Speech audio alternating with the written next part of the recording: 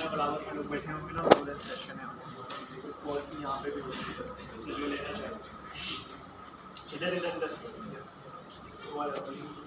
Finish कर दूँ इसको। नहीं सही। अच्छा, आज हमारी जो लिंकिंग मास्टरी सीरीज है इसका सेशन है पार्ट 1 में हमने पढ़ा था कि प्रोफाइल किस तरीके से क्रिएट करते हैं लिंकिंग और उस प्रोफाइल को ऑप्टिमाइज कैसे करते हैं। और उससे पहले भी एक चीज़ पढ़ी थी, वो हमने पढ़ा था कि पोटेंशियल या लिंकिंग क्योंकि लिंकिंग में हम इस तरीके के high potential high ticket clients जो है ना वो दे सकते हैं और क्लाइंट के साथ साथ हम किस तरीके से वहाँ पे इंगेजमेंट अपनी बढ़ा सकते हैं, अपना पर्सनल ब्रांड बिल्ड कर सकते हैं। ठीक है, और बड़ी बड़ी जो एजेंसीज होती हैं उनको किस तरीके से हम अप्रोच कर सकते हैं, जहाँ पे जिसमें कुछ फॉरेन एजेंसीज होती हैं, पाकिस्तानी एजेंसीज भी हैं जो बहुत अच्छा काम कर रही हैं काफ़ी टाइम से और बड़ा काम कर रही हैं, तो वहाँ पे भी आप एज अ न्यू भी किस तरीके से एंटर हो सकते हैं। ठीक है, तो उसमें हमने एक असाइनमेंट भी दिया था, तो I hope I don't know to check one by one सबके असाइनमेंट, बट आई होप कि यू ऑल डन असाइनमेंट। किसने कर लिया असाइनमेंट?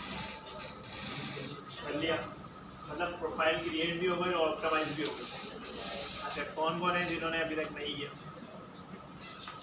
कोई भी नहीं है, सबने कर। आपका है क्या? क्यों नहीं हुआ? काम था, तो अभी कब तक कर लेंगे ये वाला काम? तो करेंगे। आज का जो सेशन है ना हमारा, वो कुछ लिंकिंग फीचर्स के ऊपर हम बात करेंगे।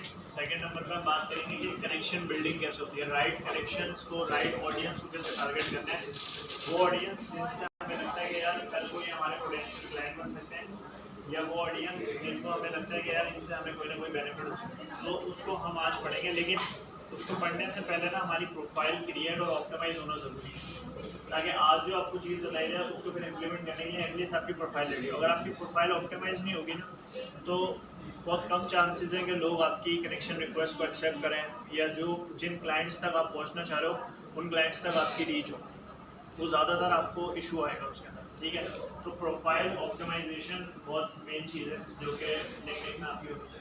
ठीक है, अच्छा, अपने आज का जो सारा सेशन है ना वो थोड़ा सा मैं कोशिश करूँगा ज़्यादातर प्रैक्टिकली हम करेंगे। मैं आपको चीज़ें भी दिखाता रहूँगा यहाँ पे, और ठीक है, ताकि आपको पता लगता रहे कि हम किस किस चीज़ों के ऊपर बात करेंगे। ठीक है, हमने बात की थी कि प्रोफाइल को ऑप्टिमाइज किस तरीके से करना है। ठीक है, मैं पिछला जो सेशन है उसका हल्का सा जो है ना मैं आपको एक वो दे देता हूँ, ओवरव्यू दे देता हूँ। ठीक है, लेट सपोज मैं किसी की भी एक प्रोफाइल को ले रहा हूँ।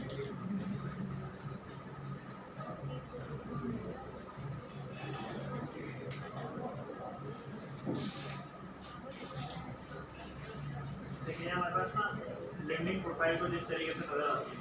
ठीक है, अच्छा, यहाँ हमारी हमने पिछले पढ़ा था कि प्रोफाइल पिक्चर किस तरीके की होनी चाहिए, उसके बाद हमारा जो कवर है वो किस तरीके का होना चाहिए। कवर में हम कोई ना कोई अपना एक स्टेटमेंट देते हैं, कोई ना कोई एक ऐसी चीज़ कवर करते हैं जो कि एक लॉन्ग लास्टिंग हो और एक माइंड को क्लिक करेगा, यार हाँ वो ये बात कर रहे हैं बंदा। अब वो चाहे कोई कोड भी हो सकता है किसी भी चीज़ का। ठीक है, आप चाहे कोई अपनी स्टेटमेंट दे दें, या आपने जो अचीव किया है वो उसको भी आप, कुछ लोग हेडलाइन में लिखते हैं लेकिन कुछ पीछे उसको क्या कहते हैं ना ऊपर भी लगा देते हैं कवर के ऊपर, तो वहाँ पे भी आप उसको यूज़ करते हैं। ठीक है, अच्छा, उसके बाद अगर मैं थोड़ा सा नीचे आता हूँ तो ये हमारे पास होती है हेडलाइन, इसको हम कहते हैं हेडलाइन।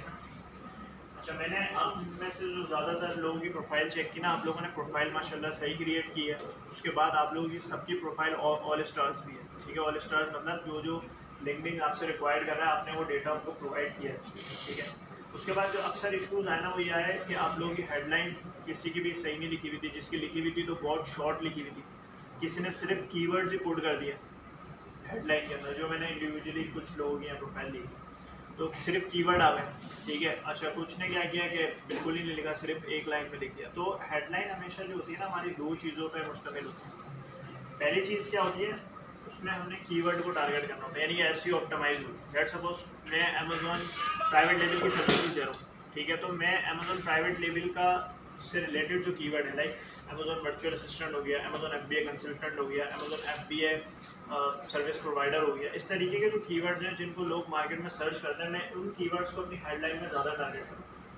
उसका रीज़न क्या है कि कोई भी अगर लिंक्डइन पर जाके उस कीवर्ड को टारगेट करता है या टाइप करता है तो वहाँ पे मेरी प्रोफाइल शो होना एटलीस्ट ज़रूरी है, ठीक है। तो वो कीवर्ड में रहेंगे, लेकिन मैं सिर्फ कीवर्ड नहीं डाल दूंगा हेडलाइन के अंदर कि मेरे सिर्फ हेडलाइन के अंदर आप देखोगे डिफरेंट डिफरेंट कीवर्ड्स ही नज़र आ रहे हैं, नहीं। मैं साथ में उन कीवर्ड्स को इस तरीके से यूटिलाइज करूँगा कि वो लगे ना कि ये सिर्फ कीवर्ड स्टफिंग हुई है, वो लगे कि यार ये बंदे ने ना कोई स्टेटमेंट टाइप की कोई चीज़ दी है या कुछ अपने बारे में ये बता रहे हैं, ठीक है। बहुत सारे लोग होते हैं, अब वो सिर्फ कीवर्ड लिख देते हैं, लेकिन कुछ लोग होते हैं I help Amazon FBA sellers, ठीक है। अब ये जैसे मैंने लिया हुआ I help Amazon FBA sellers, अब इसमें मैं क्या बता रहा हूँ, मैं ये नहीं बता रहा कि मैं कोई कीवर्ड टारगेट करूँ, मैं कह रहा हूँ कि मैं अमेजोन FBA सेलर्स की हेल्प करता हूँ। अब अमेजोन FBA सेलर्स ये कीवर्ड है, मैंने इस कीवर्ड को टारगेट किया, फिर मैंने आगे उसके लिख दिया Amazon FBA consultant and providing services in private level, ठीक है। उसमें मैंने providing services in private level ये एक कीवर्ड मैंने टारगेट कर दिया। तो ये डिफरेंट डिफरेंट कीवर्ड्स हैं जो हम अपनी हेडलाइन के अंदर टारगेट कर सकते हैं, ठीक है। और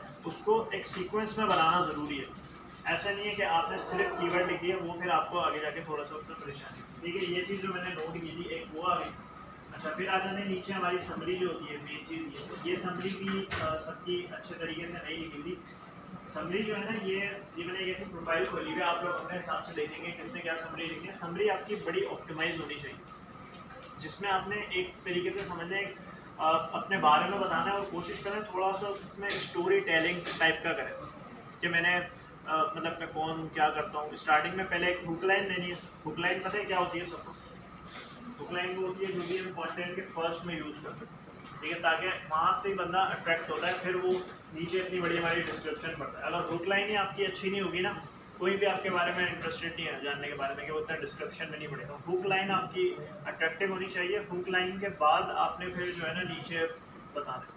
अभी मैं एक लिंक्डइन प्रोफाइल लिख रहा था, उसमें किसी ने हुक लाइन लिखी हुई थी कि कुछ पति कितने अमेजोन पे सेलर बायर्स होते हैं जो फर्स्ट पेज से ही सिर्फ बाइंग करके चले जाते हैं, सेकंड थर्ड पेज पे जाते ही नहीं। अब उसने वहाँ एग्जैक्टली वो नंबर बताया हुआ था अपनी हुक लाइन के अंदर, तो वो मुझे इतना इंटरेस्टिंग लगा कि मैंने जब उसकी प्रोफाइल जब ओपन की तो जब मैंने वो हुक लाइन पढ़ी तो मेरी दिलचस्पी बढ़ी कि यार जब इस बंदे ने हुक लाइन में इतनी अच्छी इन्फॉर्मेशन दी हुई है तो उसने अपने बारे में मज़ीद अच्छे तरीके से बताया हुआ। तो फिर मैंने उसकी पूरी डिस्क्रिप्शन को पढ़ा, ठीक है।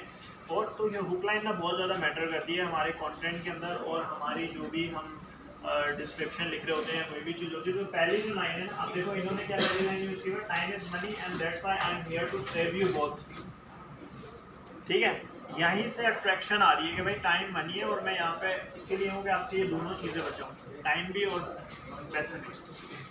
तो वो अट्रैक्शन आ रहा है कि यार बंदा मतलब है कोई ना, एक वो आ रहा है, दिल चाह रहा है कि और भी इसके बारे में मजीद पढ़ा जाए। और अगर डायरेक्ट ही अपना कोई ऐसे शुरू करे this is me and I am doing फला फला फला, तो ये फिर एक अट्रैक्शन नहीं आता। तो मेन चीज़ आपकी जब भी आप डिस्क्रिप्शन लिखोगे उसमें हुक लाइन आपकी बहुत ज़्यादा अट्रैक्टिव होनी चाहिए। चाहे आप किसी का कोट लिख दो, चाहे आप कोई अमेजोन के बारे में एक ऐसा फैक्ट बता दो जो लोगों को नॉर्मली नहीं पता, जो सेलर्स को नहीं पता, वो फैक्ट क्या करेगा, वो अट्रैक्ट करेगा बायर को या जो भी आपकी प्रोफाइल विजिटर है उसको, कि वो मज़ीद उसको जाके डिटेल के अंदर पढ़े, ठीक है। हुक लाइन आपने देखी। हुक लाइन के बाद फिर आपने जो नीचे की चीज़ें बतानी है ना, उसमें कोशिश करनी है स्टोरी टेलिंग। तो पुराना वाला ना ज़माना गया, दौर वाला, कि भाई आप जो है ना सिर्फ पहले अपने बारे में पूरी वो देते थे। अब लोग ज़्यादातर पसंद करते हैं स्टोरी टेलिंग। स्टोरी लोगों ने जो बताई भी होती है ना अपने बारे में थोड़ी सी, कि भाई मैंने कैसे स्टार्ट किया, क्या किया, मैं क्या क्या कर रहा हूँ, क्या क्या अचीवमेंट है, क्या क्या सर्विसेज प्रोवाइड कर रहा हूँ, ये सारी थोड़ा सा अपनी समरी स्टोरी टेलिंग के अंदर लेकर, ठीक है। और उसमें स्टोरी टेलिंग के साथ साथ वो SEO ऑप्टिमाइज भी होनी चाहिए। मतलब वहाँ आपने वो सारे कीवर्ड यूज़ किए हुए हो जो कीवर्ड्स आपकी फील्ड से रिलेटेड है और लोग जिनको सर्च करके लोगों को हायर करते हैं, ठीक है। और वो सारे कीवर्ड आपको पता है, आप फाइवर से वो कीवर्ड निकाल सकते हो। ऑफर पे देखो लोग किस तरीके के कीवर्ड यूज़ करते हैं, वही कीवर्ड आप लिंक्डइन पे भी सकते, क्योंकि लिंक्डइन पे भी ज़्यादातर आपको यही होगा, ठीक है। और लिंक्डइन के भी अपने कीवर्ड्स हैं। आप क्या करो, डिफरेंट जो आपकी इंडस्ट्री के टॉप बंदे हैं, आप उनकी प्रोफाइल देखो उन्होंने कौन कौन से कीवर्ड्स को टारगेट किया, तो आप उससे रेलेवेंट जो कीवर्ड्स बनते हैं उनको आप टारगेट करो, ठीक है। तो इससे क्या होगा कि आपकी प्रोफाइल की जो सर्च अपीयरिंग है वो बहुत ज़्यादा हो जाएगी, और लोग जब जब आपको सर्च करेंगे, वो कीवर्ड सर्च करेंगे, आपकी प्रोफाइल अपीयर होगी, ठीक है। एक लिंक्डइन का टूल होता है सेल्स नेविगेटर, ठीक है। वो ये रिक्रूटर्स जो होते हैं ना, ये लोग इसको यूज़ करते हैं। वो लोग क्या करते हैं, वो लोग ना इस टूल्स को यूज़ करते हैं जब भी, तो वहाँ पे उनके पास डिफरेंट फ़िल्टर्स होते हैं। वो हर तरीके से फ़िल्टर लगाते हैं कि बंदे ने ये किया, वो ये किया, वो ये किया, वो। तो जितने ज़्यादा आपने कीवर्ड्स वहाँ यूज़ किए होंगे, अगर कोई कीवर्ड का भी फ़िल्टर लगा रहा है तो आपकी मज़ीद वहाँ पे प्रोफाइल शो होगी सेल्स नेविगेटर।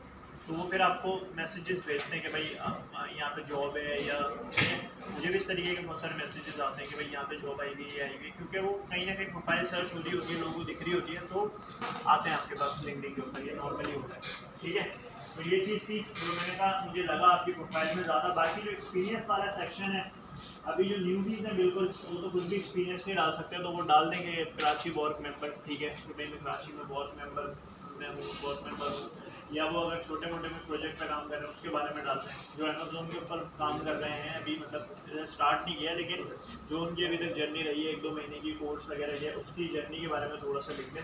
अभी इनिशियली वो अपना ये सारी चीज़ें बता सकते हैं, ठीक है। एक्सपीरियंस हो गया। बाकी सर्टिफिकेशन में देखो, मैं फिर नीचे आता हूँ यहाँ पे सर्टिफिकेशन, ये लाइसेंस एंड सर्टिफिकेशन ना, आप जिन्होंने इनेबलर्स से कोर्स किया हुआ है उनको तो इनेबलर्स का सर्टिफिकेट मिला होगा, वो यहाँ पे वो अटैच करते हैं। उसके अलावा भी पीपीसी का सर्टिफिकेट ना अमेजोन फ्री ऑफ कॉस्ट देता है, ठीक है। मेरी प्रोफाइल पे भी लगा हुआ है, आप लोग देख लेना। पीपीसी का certificate Amazon free of cost देता है। उसमें ये होता है कि कुछ पीपीसी की वीडियोस होती हैं। अमेजोन लर्निंग कॉन्सूल्स के नाम से एक वेबसाइट है अमेजोन की अपनी, वहाँ जाके आपने साइन अप करना पड़ता है अपने सेलर सेंटर से, अपने बायर अकाउंट से। अगर किसी का सेलर सेंटर नहीं भी है तो वो अपने बायर अकाउंट से भी साइन अप कर सकते हैं। वहाँ जाके आपने क्या करना है, वहाँ पे जो भी लर्निंग है, मतलब उनकी जो वीडियोस हैं उनको देखना है। उसके बाद आपका एक टेस्ट होगा छोटा सा, वो टेस्ट आपने देना है। उसके बाद आपको अमेजोन की तरफ से सर्टिफिकेट मिल जाएगा कि ये बंदा भाई इसको पीपीसी की बारीकी समझ बूझ, और वो सर्टिफिकेट आप यहाँ पे ऐड कर सकते हो। वो बहुत अच्छा इंप्रेशन एक डालेगा कि भाई, आप उसको लिख भी सकते हो कि अमेजोन सर्टिफाइड, ठीक है, कि भाई अमेजोन ने मुझे सर्टिफाइड किया है इस चीज़ के बारे में, ठीक है। और जब आप वो वीडियोस देखोगे तो आपको बहुत ज़्यादा नॉलेज भी मिलेगी पीपीसी के बारे में।